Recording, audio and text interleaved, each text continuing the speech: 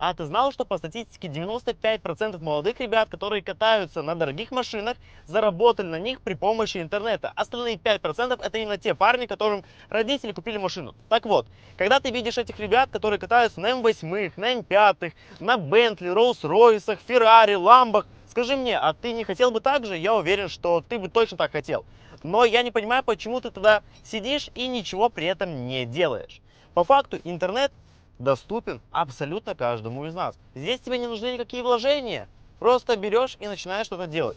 А если не знаешь, в каком направлении тебе двигаться, то прямо сейчас подпишись на этот инстаграм Limberg Traffic и также следи за моими сторисами, потому что именно там я буду рассказывать абсолютно всю информацию.